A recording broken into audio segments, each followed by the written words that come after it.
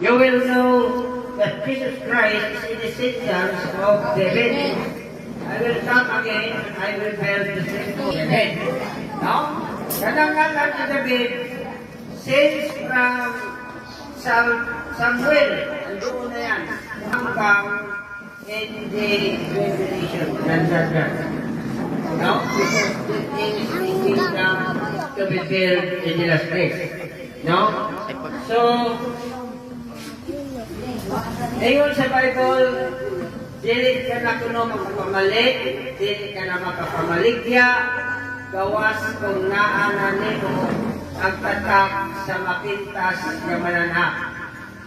Tunod kuno gini, no?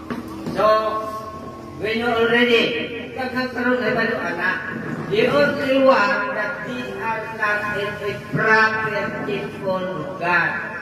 Maunang